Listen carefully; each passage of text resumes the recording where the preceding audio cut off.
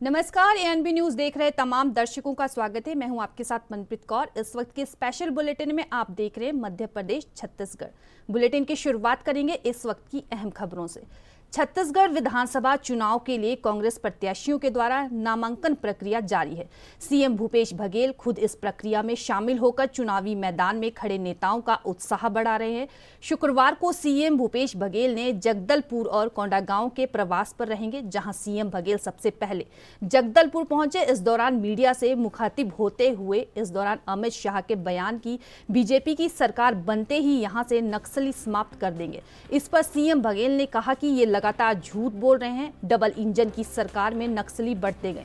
हमारी सरकार आई तब हमने सबका विश्वास जीता और सभी वर्गों से बात की। उसके बाद जो रणनीति बनाई उसमें आज नक्सली पीछे हट गए हैं।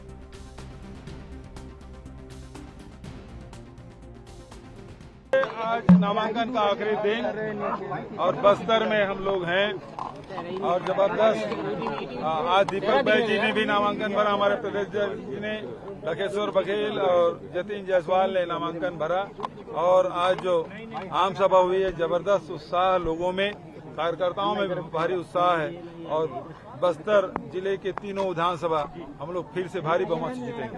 सीएम साहब अमित शाह जी आए थे, ये झूठ बोलकर गए कि नक्सली यहाँ से समाप्त कर लिया जाएगा, जबकि 15 साल तक उनका सरकार था और 8 जिला तक फैल गया नक्सली।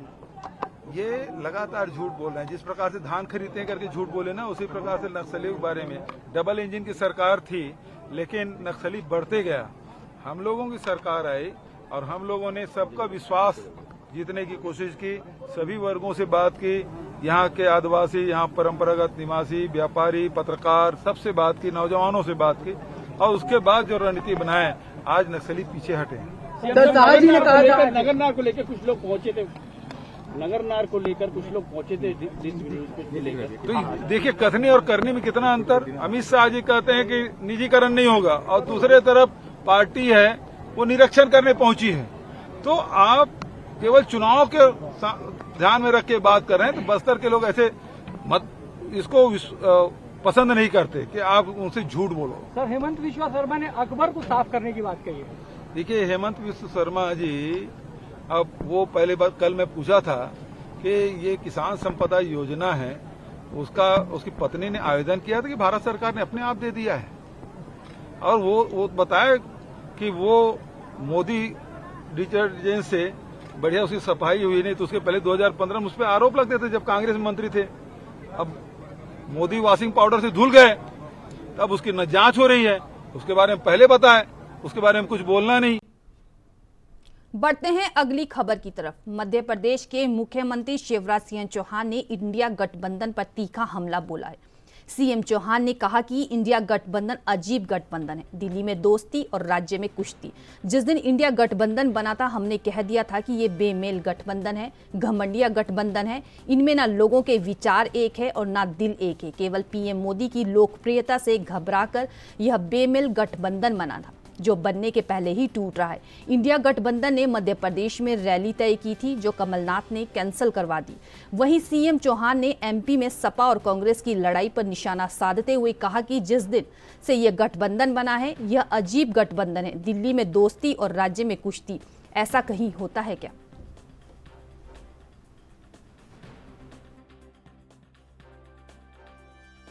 हमने कह दिया था ये बेमेल गठबंधन है, घमंडिया गठबंधन है। इनमें ना लोगों के विचार एक है और ना दिल एक है। केवल मोदी जी की लोकप्रियता से घबराकर ये बेमेल गठबंधन बना था, जो बनने के पहले ही टूट रहा है। इंडी गठबंधन ने मध्य प्रदेश में रैली तय की थी, कमलनाथ जी ने कैंसिल करवा दी, घुसने से ही मना कर दिया, रोक दिया। जिस दिन से यह गठबंधन बना, ये अजीब गठबंधन है, दिल्ली में दोस्ती और राज्यों में कुश्ती। ऐसे कहीं होता है कि ये तो 2024 के लिए बना है। और अभी अभी जो अखिलेश यादव जी ने कल कहा है कि कांग्रेस ने सपा को उनको 1 साल तक धोखे में रखा, बातें करते रहे, बाद में धोखा दे दिया। उनके कार्यकर्ता रात भर जगे बिठाया और जिन शब्दों का प्रयोग किया है उनने, चिरकुट जैसे, इससे उनके मन की स्थिति समझी जा सकती कांग्रेस ने कितना धोखा दिया है। और कांग्रेस आपस में भी धोखा दे रही है। अब मध्य प्रदेश में देख लीजिए, कांग्रेस लड़ रही है, सपा लड़ रही है, आप भी बाहें चढ़ा के सामने खड़ी है। काहे का गठबंधन है? और आश्चर्य के साथ जनता इस गठबंधन को देख रही है कि जब आज इस गठबंधन की स्थिति है कि आपस में लड़ रहे हैं, तो इनके हाथों में देश का भविष्य कैसे होगा, प्रदेश का भविष्य कैसे होगा? कांग्रेस की भी कल सूची जारी हुई। कुछ टिकट कमलनाथ जी ले गए, कुछ दिग्विजय जी ले गए, बाकी हाथ मलते रह गए। अब आपस में लड़ाई मची हुई है, विरोध हो रहा है, पुतले जल रहे हैं। एक अपने पुत्र को स्थापित कर रहा है, दूसरा अपने पुत्र को स्थापित कर रहा है। तो दुर्गति कांग्रेस के अंदर भी है। इंडी गठबंधन तो बनने के पहले ही टूट गया, इसका कोई भविष्य है ही नहीं। ये घमंडिया लोग बिखर गए और ऐसे नजारे सामने आ रहे हैं कि लोग देख के आश्चर्य कर रहे हैं, ये गठबंधन कैसा है।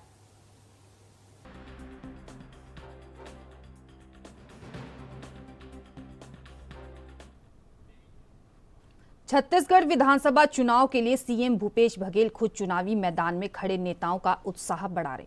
मुख्यमंत्री भूपेश बघेल कोंडागांव पहुंचे, जहां सीएम कोंडागांव जिले के कांग्रेस के दोनों प्रत्याशियों का नामांकन दाखिल करने जिला निर्वाचन कार्यालय पहुंचे।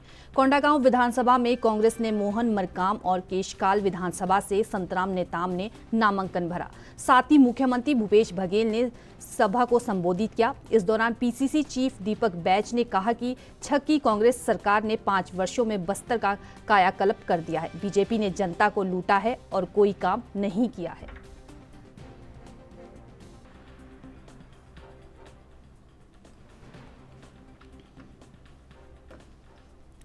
छत्तीसगढ़ विधानसभा चुनाव के लिए सीएम भूपेश बघेल खुद चुनावी मैदान में खड़े नेताओं का उत्साह बढ़ा रहे। मुख्यमंत्री भूपेश बघेल कोंडागांव पहुंचे, जहां सीएम कोंडागांव जिले के कांग्रेस के दोनों प्रत्याशियों का नामांकन दाखिल करने जिला निर्वाचन कार्यालय पहुंचे।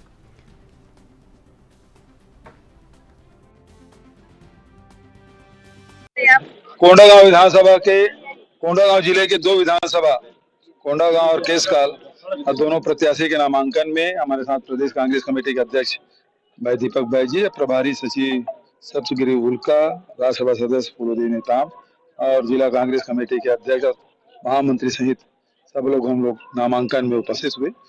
इसके पहले जगदलपुर में दीपक बैज जी, राकेश्वर बघेल और जतिन जायसवाल ने नामांकन किया, उसमें भी हम लोग शामिल हुए और जबरदस्त उत्साह है। मैं कल से बस्तर में हूँ, नारायणपुर, उसके बाद दंतेवाड़ा, फिर बस्तर और आज कोंडागांव, सभी जगह भारी उत्साह कार्यकर्ताओं में, आम मतदाताओं में भी। जीत जबरदस्त होगी। ये तो पहले भारतीय जनता पार्टी वालों पूछो, हम लोग तो कर ही रहे हैं। 3 घोषणाएं हो गई। पहली बात राहुल जी ने घोषणा किया जाति जनगणना होगी। दूसरी बात, उसके पहले विधानसभा हमने घोषणा की 20 क्विंटल हम लोग धान खरीदेंगे। तीसरी घोषणा प्रियंका जी आई थी कांकेर, वहां उन्होंने आवास की बात उन्होंने 17 लाख 17.5 लाख आवास, इसमें 7.5 लोगों का आवास दिया जा चुका है। बढ़ते हैं अगली खबर की तरफ। एमपी के विदिशा में मुख्यमंत्री शिवराज सिंह चौहान ने आम सभा को संबोधित किया। इस दौरान उन्होंने कहा कि जैसे बाढ़ का पानी आने पर एक ही पेड़ पर आदमी, बंदर, सांप, पता नहीं कितने जीव जंतु इकट्ठे हो जाते हैं क्योंकि नीचे बाढ़ का पानी दिख रहा होता है, वैसे ही ये विरोधी दल वाले थे। इन्होंने इंडिया गठबंधन बना लिया और सब इकट्ठा हो गए, लेकिन इनका गठबंधन बनने से पहले ही टूट गया।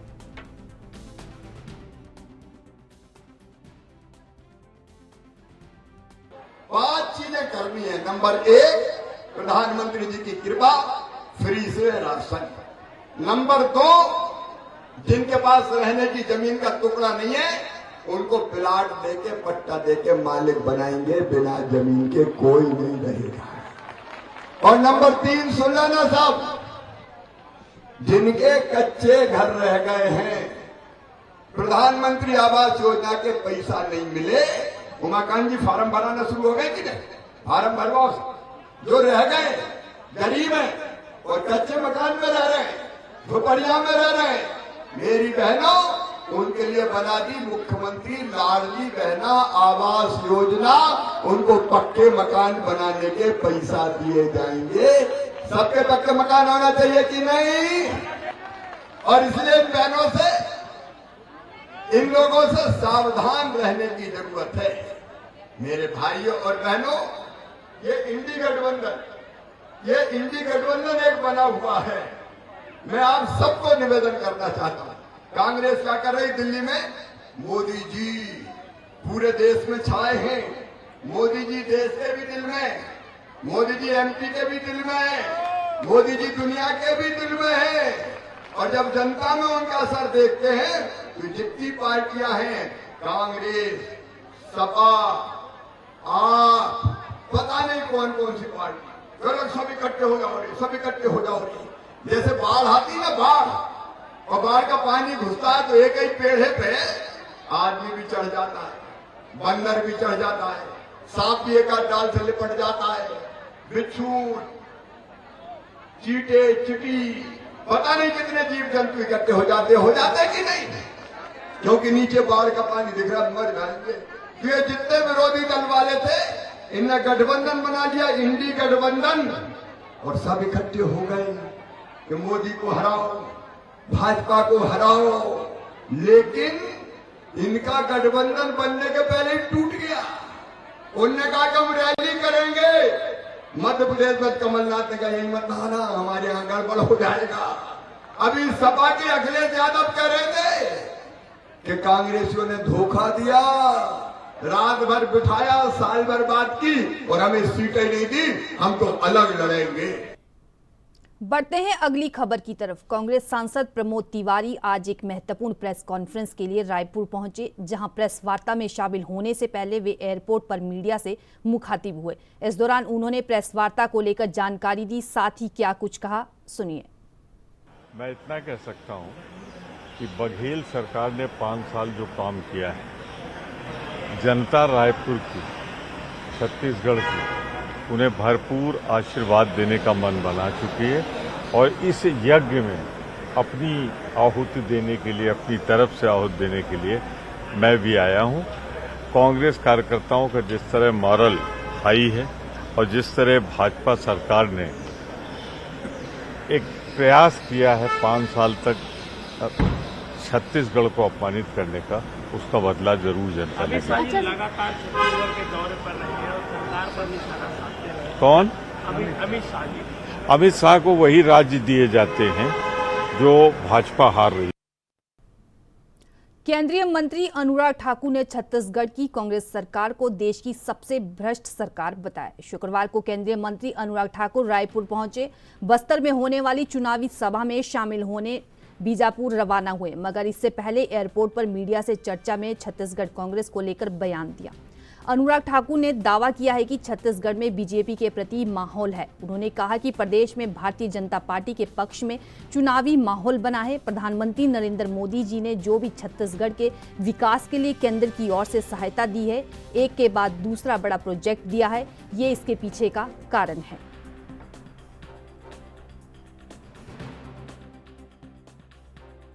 छत्तीसगढ़ में भारतीय जनता पार्टी के पक्ष में जो चुनावी माहौल बना है, उसके पीछे कारण है प्रधानमंत्री नरेंद्र मोदी जी ने जो छत्तीसगढ़ के विकास के लिए केंद्र की ओर से सहायता दी है, एक के बाद दूसरा बड़ा प्रोजेक्ट दिया है। यहाँ के किसानों के लिए 1 लाख करोड़ से ज़्यादा धान की खरीद के लिए उपलब्ध करवाए हैं।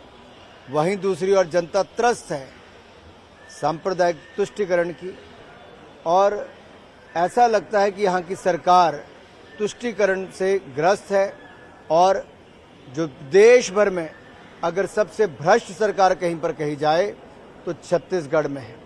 ये खाऊ सरकार जो एक दिल्ली के अपने नेताओं के लिए एटीएम बन गई है। और यहाँ तो कहा जाता है छत्तीसगढ़ में भूपे करो, और ये भूपे करो का साफ मतलब है कि ऑल टाइम मनी अगर कांग्रेस को जाता है तो छत्तीसगढ़ से, वो यहाँ के भ्रष्टाचार से, चाहे वो खनन माफिया हो, शराब माफिया हो, तबादला माफिया हो, ये माफियों की सरकार से मुक्ति पाना चाहती है छत्तीसगढ़ की जनता। प्रमोद तिवारी जी जिस राज्य से आते हैं, शायद वहां कांग्रेस की हालत क्या हुई उनको याद नहीं। लोकसभा या विधानसभा के चुनाव देखे, अमित शाह जी वहां के प्रभारी थे, 2014 में भी जीते, 2019 में भी जीते, उत्तर प्रदेश में रिकॉर्ड सीटें जीते, और देश में भी जब वो भारतीय जनता पार्टी के राष्ट्रीय अध्यक्ष थे 2019 में, तब पहले से ज्यादा सीटों से भारतीय जनता पार्टी जीती है। तो प्रमोद जी शायद सुबह सुबह नींद से नहीं निकल पाए, इसलिए मैं उनको यह इतना ही कहूंगा कि छत्तीसगढ़ की जनता उब चुकी है इस खाऊ सरकार से, भूपे से, ताकि दिल्ली की कांग्रेस का एटीएम छत्तीसगढ़ अब ना बने। हमारे छत्तीसगढ़ को लूटा जिस तरह से कांग्रेस ने, सब संसाधनों को लूटा है और इस ऐसी हालत कर दी है छत्तीसगढ़ जो बहुत आगे जा सकता था उसको पीछे की ओर धकेला है। अब छत्तीसगढ़ बर्दाश्त नहीं करेगा, कांग्रेस का बेड़ा पार करेगा। भाजपा में 40 स्टार प्रचारकों की सूची जारी हुई है सर, और कांग्रेस का इस पे बयान है कि 5 साल तक छत्तीसगढ़ राज्य के लोगों की याद नहीं, अब जो भी चुनाव आया है तब लगातार केंद्रीय नेताओं का दौरा जाएगा। आप कांग्रेस के स्टार प्रचारकों की सूची भी देखेंगे, उसके बाद आप कांग्रेस से सवाल जरूर पूछिए, शायद कांग्रेस के बाद जवाब नहीं होगा।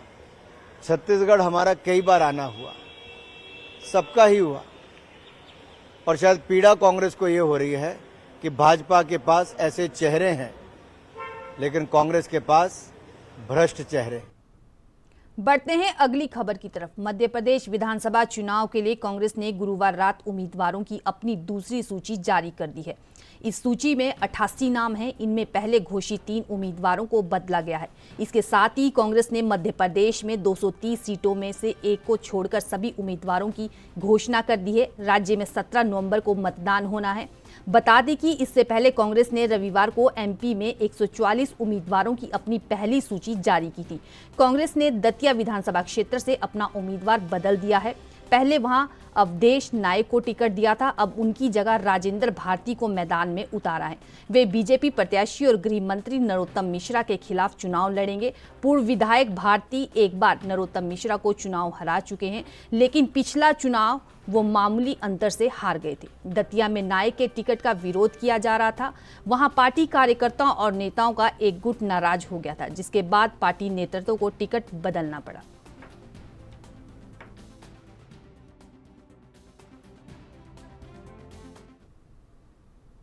आगामी विधानसभा चुनाव पर मध्य प्रदेश के पूर्व सीएम और कांग्रेस प्रदेश अध्यक्ष कमलनाथ ने कहा कि माहौल बहुत अच्छा है, लोग हमें फोन कर रहे हैं और बता रहे हैं कि लोगों में उत्साह है। हम उम्मीद से भी बेहतर संख्या से जीतेंगे। वहीं सपा प्रमुख अखिलेश यादव के कांग्रेस पर विश्वासघात के आरोप पर कमलनाथ ने प्रतिक्रिया दी।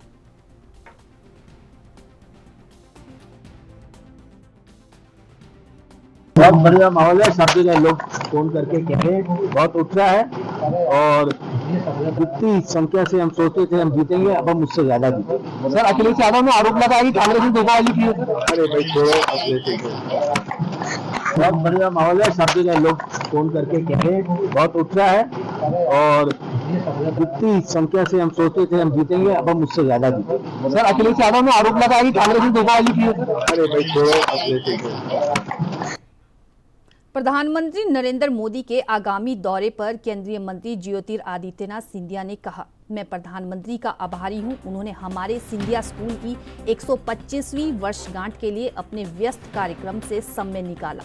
हम सौभाग्यशाली हैं कि प्रधानमंत्री आ रहे हैं। पीएम ने देश के शिक्षा क्षेत्र को पूरी तरह से बदल दिया है। 30 साल से शिक्षा नीति नहीं बदली थी, उन्होंने इसे सबसे आधुनिक शिक्षा नीति में बदल दिया है। प्रधानमंत्री की सोच और विचारधारा सदैव रही कि भारत का युवा एवं युवती ही भारत को एक विश्व गुरु के रूप में परिवर्तित करेगा। मुझे पूरा विश्वास है कि इस देश का युवा देश के विकास में अपना योगदान देगा।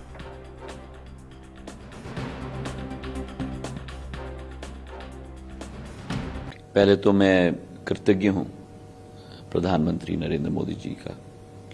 उन्होंने अपने व्यस्ततम समय से समय निकालकर जो 125वीं वर्षगांठ हमारी सिंधिया स्कूल की है, 1897 में जो शिक्षा की संस्थान मेरे पूर्वज माधव महाराज प्रथम के द्वारा स्थापित की गई थी, देश में योग्य जनसेवक प्रशासनिक अफसरों को नई एक प्रशिक्षण देने के लिए, और जो ये सफर इस संस्थान ने तय किया है, जहां राष्ट्र के योगदान के लिए अनेक श्रेणियों में जनसेवकों को तैनात किया है।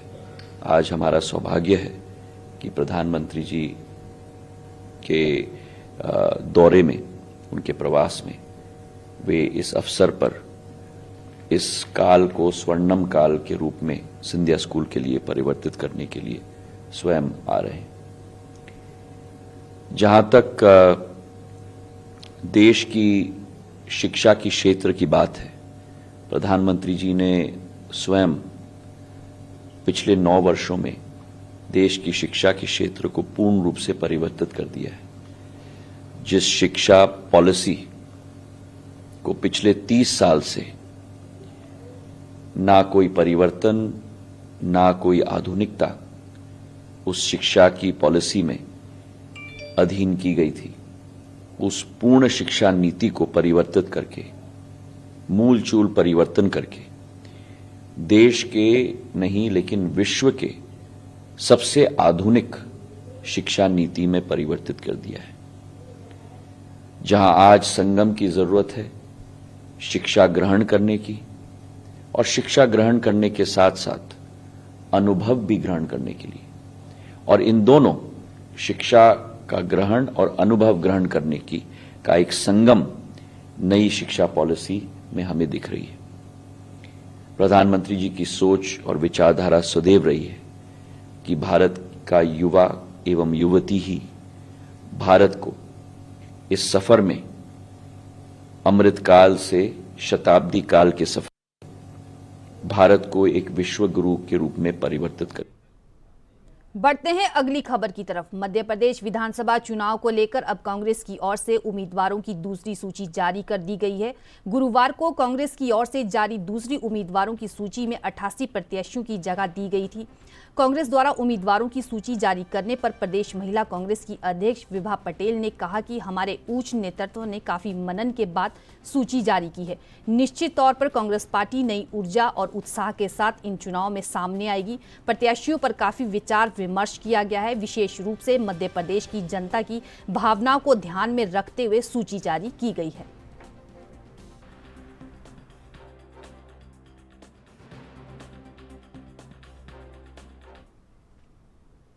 फिलहाल मध्य प्रदेश छत्तीसगढ़ के स्पेशल बुलेटिन में इतना ही। तमाम बड़ी खबरों के लिए देखते रहिए ANB न्यूज़। नमस्कार।